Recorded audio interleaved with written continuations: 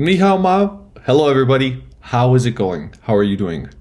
Are you ready for winter? Is there snow in Taipei? Well, hopefully you'll see some snow soon because in our story today, we will be seeing lots of snow.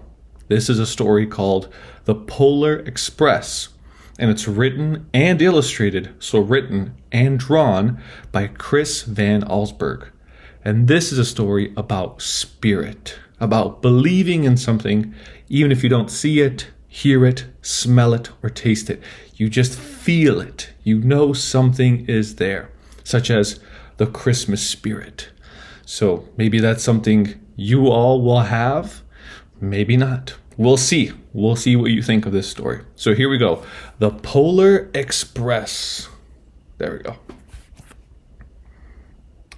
On Christmas Eve, many years ago, I lay quietly in my bed. I did not rustle the sheets. Shh. I breathed slowly and silently. I was listening for a sound a friend had told me I'd never hear. The ringing bells of Santa's sleigh. There is no Santa, my friend had insisted, but I knew he was wrong. Late that night, I did hear sounds, though not of ringing bells. From outside came the sounds of hissing steam, tss, and squeaking metal. I looked through my window and saw a train standing perfectly still in front of my house. Choo-choo. Wow, you can see he's looking outside his window. It was wrapped in an apron of steam. Shh. Snowflakes fell lightly around it. A guard stood at the open door of one of the cars. He took a large pocket watch from his jacket, then looked up at my window. I put on my slippers and dressing gown. I tiptoed downstairs and out the door. "All aboard!" the guard cried out. I ran up to him. "Well," he said, "are you coming?" "Where?" I asked. "Why, to the North Pole, of course," was his answer. "This is the Polar Express." I took his outstretched hand and he pulled me aboard. There's the train with all the snow and the steam coming out of the top.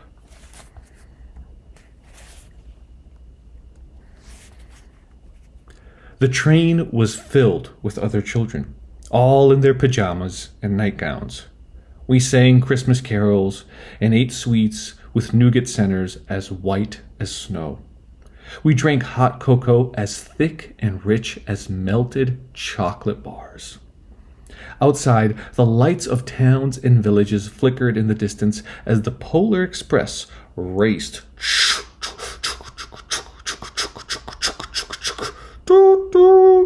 Raced northwards. Soon, there were no more lights to be seen.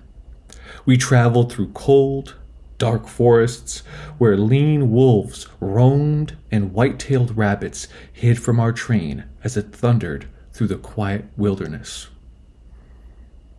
The wolves. Oh!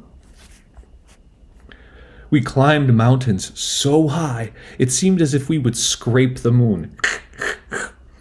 But the Polar Express never slowed down.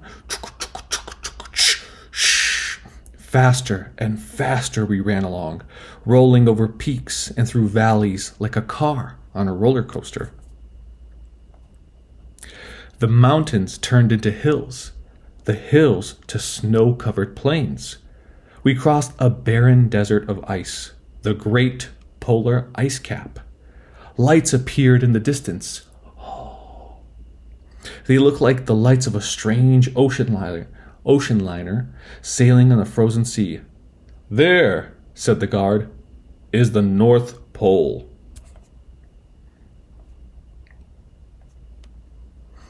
The North Pole. It was a huge city standing alone at the top of the world, filled with factories where every Christmas toy was made. At first, we saw no elves.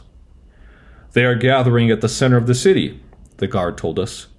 "That is where Santa will give the first gift of Christmas." "Who receives the first gift?" we all asked.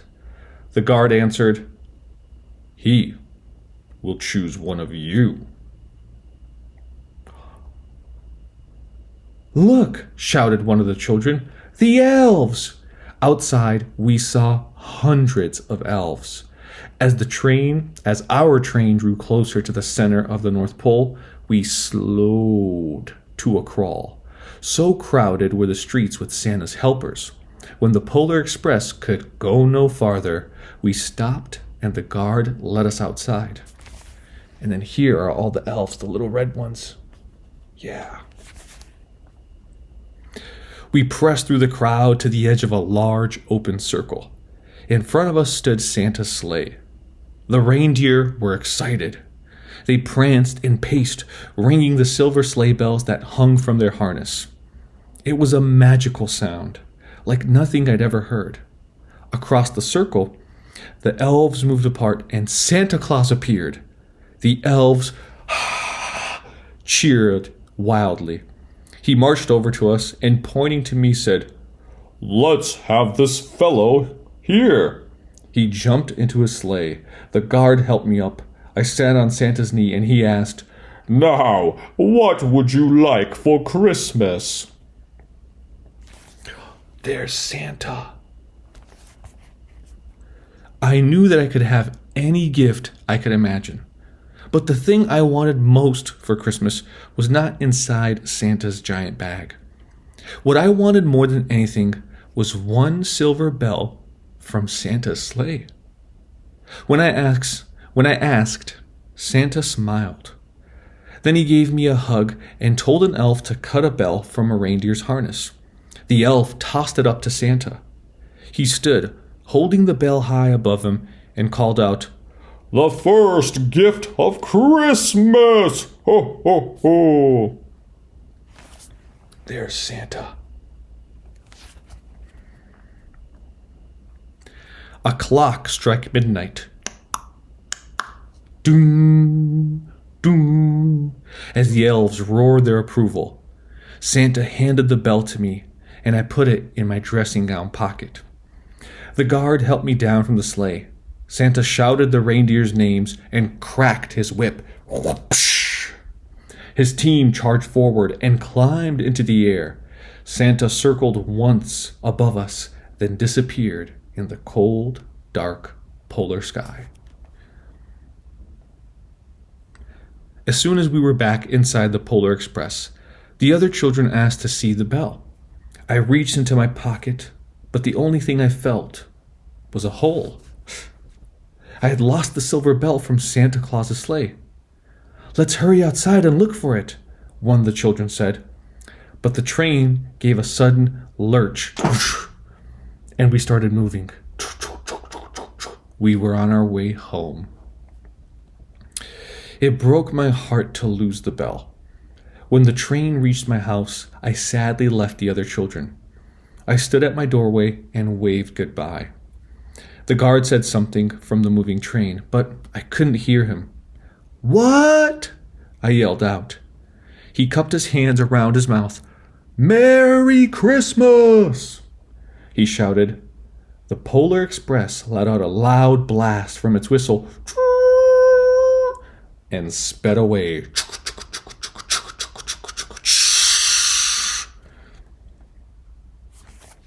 You can see he's waving. Bye-bye.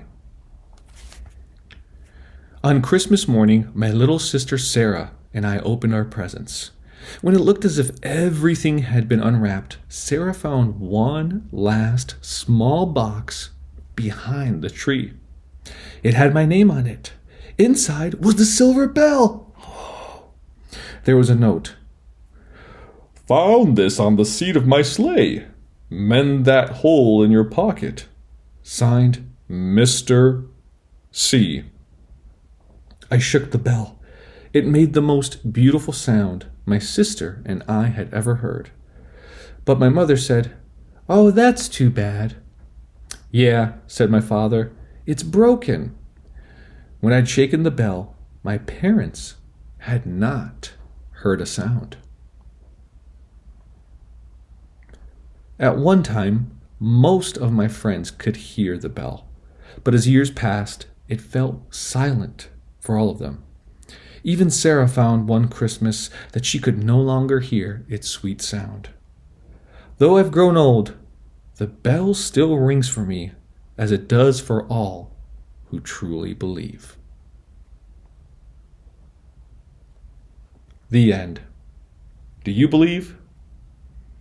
I think Santa Claus is real. Yeah, due.